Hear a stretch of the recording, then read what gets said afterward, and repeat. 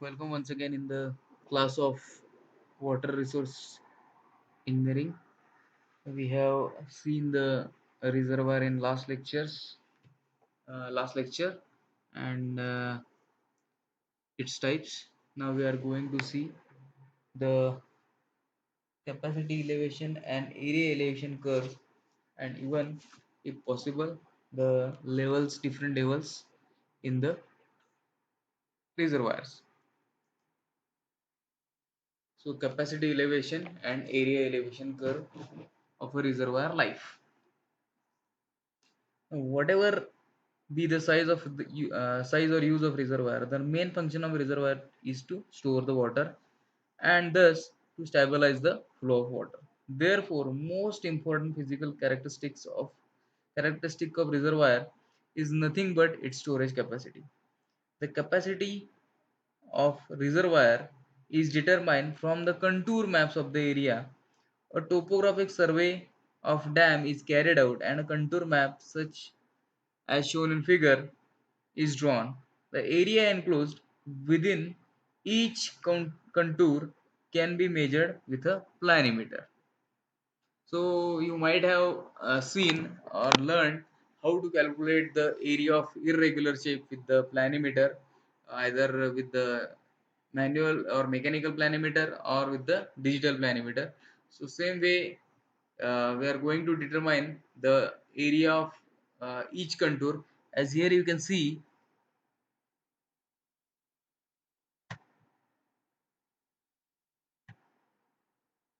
we have different contours over here.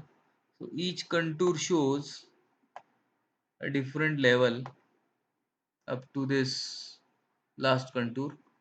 So each contour shows the different depth, and for each depth we have some uh, volume is there, and even you might have learned to calculate the volume or to integrate, that is numerical integration, by using which the trapezoidal formula or the Simpson's one-third rule, 3/8 rule. By using those, we can integrate those all volumes and calculate the entire capacity of the reservoir. So, in fact, the general practice adopted for the capacity computation is to actually survey the site contours only at vertical distance of 5 meter or so. The area of intervening contours at smaller intervals, say 0.5 meter or so, are interpolated by taking some square root of the survey contours and to assume that the square root of the interpolated ones vary in exact proportion to their vertical distances apart. So here you can see we have the contours at a distance of 10 meters or 200 at the interval of 10 meters. Rather, we can do it at 5 meters also. And in between, to find the accurate area of each contour or the height, we can go for the formulas or those areas by using following formulas. Like, we have the area of reservoir at 200 meter contour is A1 hectare, and at 205 meter A2 hectares. Then we have the formula here. The area at 200.5 meter contour is under root A1, which is area at 200 interval, plus 200.5 minus 200 divided by 205 minus 200, which is 5. That is, we are taking the growing rates here in bracket under root a2 minus a1 bracket square. So finally what we have here is the under root a1. This is the difference between this zero point 0.5 and 200. This is the difference between 205 and 200, and this is the under root area difference between area at 205 and area at 100 and sorry, area at 200 and square of each. Similarly, for the 201 meter, we have this formula, that is under root a1, again the area at 200, then this difference between 201 and 200, and the interval, that is 5 meters, again a2 minus and under root a2 minus under root a1 bracket square. So this way we can find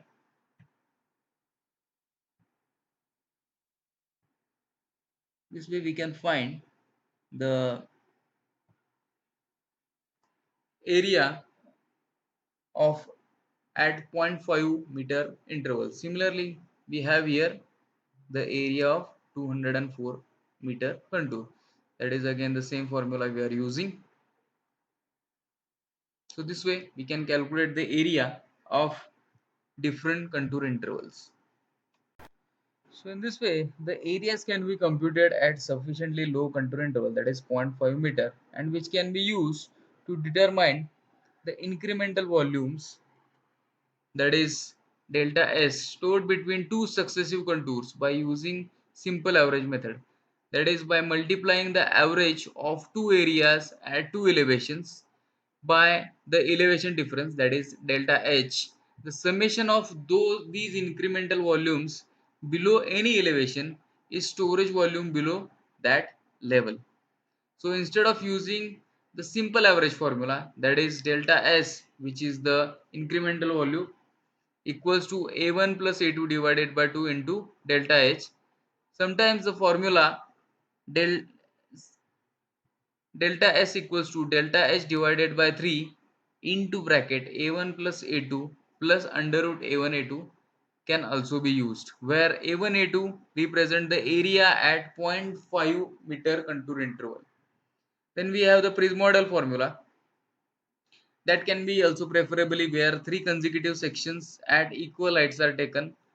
According to this, delta S, that is storage, which is equals to delta S divided by 6 into bracket A1 plus 4A2 plus A3, where A1, A2, A3 are the areas of succeeding contours, and delta H is the vertical distance between two alternate contours.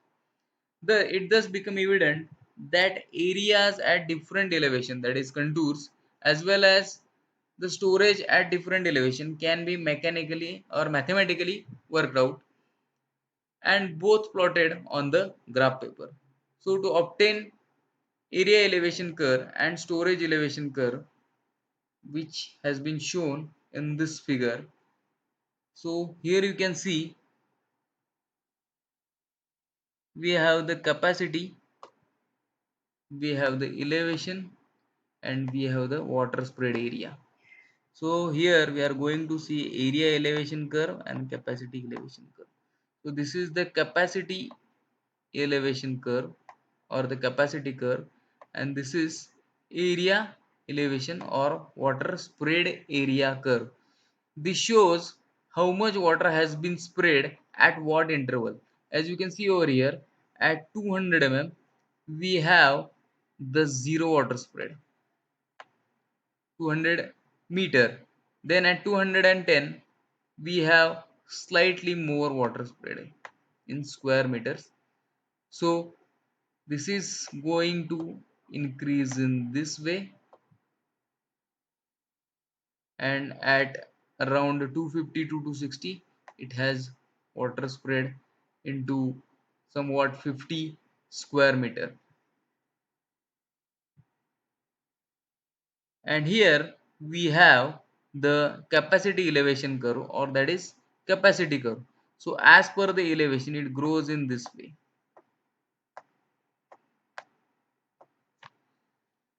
At 210 meters we have the capacity 0. At in between somewhere 220 to 230 we have the 25 million cubic meters. Same way it goes on increasing like this. So at somewhere near 250 or at same this point we have the capacity more than this 350 million cubic meter. So this is the capacity elevation and area elevation curve of a reservoir life.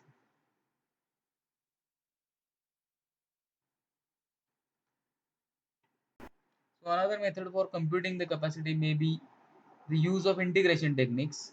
As I told you earlier, you might have learned the numerical integration, that is Simpson formula, and uh, that is Simpson's for 3/8 rule and 1/3 rule. Uh, so by using those, we can calculate the, even the trapezoidal rule is there. We can calculate the areas. So in fact, the area elevation curve when integrated will yield nothing but the capacity elevation curve. Hence, the surveyed area at large intervals may be plotted on a simple graph paper with a smooth curve. That is, area elevation curve is first of all drawn. The equation of this curve is now obtained by statistical method, and which can be integrated to obtain the equation of capacity elevation curve.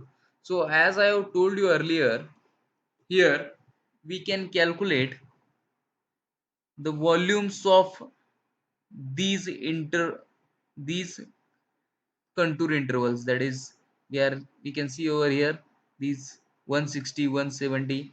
We can calculate the volume, and we can plot this area elevation curve, that is this curve. We can plot this curve at what height what water spread is there, that we can calculate, and we will found the equation for this curve, either it is parabola or whatever it may be. We can find the equation by using uh, curve fitting methods. So we can found the equation for this curve, and by integrating that equation we can find the equation for this curve, that is capacity elevation curve. So this is another method to calculate the capacity of the reservoir. So this is all about the area elevation and capacity elevation and area elevation curves for of a reservoir life. Now we are moving towards the storage zone of the reservoir. So here we have the cross section of the reservoir, and here you can see the different levels. So one by one we'll explain what are those levels. So first is normal pool level or maximum conservation level. So here you can see maximum conservation level or normal pool level. Hmm? So in different books we have the different meaning. So right now I am referring the book of irrigation engineering and hydraulic structures by S.K. Garg. So there this figure has been drawn, and the definitions of these or the explanation of these levels has been given. So first is normal pool or maximum conservation level. It is the maximum elevation to which the reservoir water surface will rise during normal operating conditions. It is equivalent to the elevation of the spillway crust or top of the spillway gates in for the most of the cases. So this is normal pool level or maximum conservation level. Now, minimum pool level. So here you can see the minimum pool level. This is the minimum pool level. The lowest water surface elevation which has to kept under normal operating conditions in a reservoir is called the minimum pool level. This level may be fixed by the elevation of the lowest outlet of the dam, or may be guided by the minimum head required for efficient functioning of the turbines. So here you can see this minimum pool level, and here we have the lowest outlet, or we can say this level or this height or this much head is minimum required for the rotation of the turbines for the efficient uh, or the for the maximum efficiency or the power generation. As you might have seen the movie Swades, in that when they are going to put the pressure, water pressure, or water hammer or water pressure on the or the impact on the turbine. So at that time he said that at 230 volts the electricity has been generated. So for that 230 volts, what is the rpm needed, and according to that this level should be maintained. Now third is the useful and dead storage. Useful and dead storage, here you can see this dead storage is there, and this is the useful storage. So the volume of water stored in a reservoir between minimum pool and normal pool level is called useful storage. So you can see over here, this is the useful storage. This is in between normal pool and minimum pool. Water stored in reservoir below the minimum pool level is known as the dead storage, and it is not of much use in the operation of the reservoirs. The useful storage may be subdivided into conservation storage and fluid mitigation storage in a multi-purpose reservoir. So this is the dead storage which is below this minimum pool level. The next is the maximum pool level or full reservoir level. This is maximum reservoir level.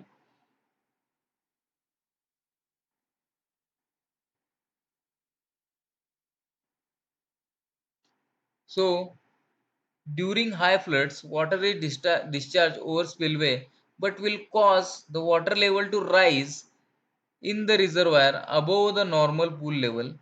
The maximum level to which the water rises during the worst design flood is known as the maximum pool level.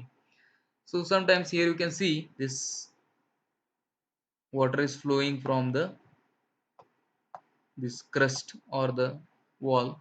So in case at the flood, in the case of flood, if the water is flowing above this level, that is this normal operation level or the normal pool level, so due to flood that water level rises somewhat, so it is called as a maximum pool level or full reservoir level.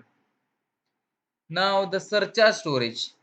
The volume of water stored between the normal pool level and the maximum pool level is called surcharge storage.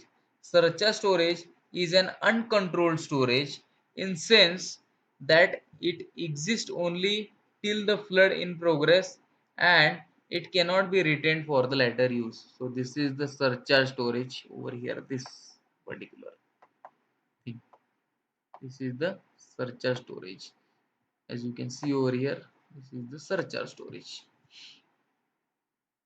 So it cannot be used or cannot be retained because it has to flow away from the this particular spillway crust. Now the bank storage. When the reservoir is filled up, certain amount of water seeps into the permeable reservoir banks. This water comes out as soon as reservoir gets depleted. This volume of water is known as a bank storage and may amount to several percent of the reservoir volume depending upon the geological formations. The bank storage is effectively increases the capacity of the reservoir above that the indicated by the elevation capacity curve of the reservoir. And the last is the valley storage. Even before a dam is constructed, certain variable amount of water is stored in stream channel called valley storage. After the reservoir formed, the storage increases, and actual net increase in storage is equal to storage capacity of reservoir minus the natural valley storage. The valley storage is thus reduces the effective storage capacity of the reservoir. It is not of much importance in conservation reservoir, but the available storage for flood mitigation is reduced as given by the following relation. That is, effective storage of a flood mitigation equals to useful storage plus surcharge storage minus valley storage. So this is the relation. As you can see over here, this is the valley storage.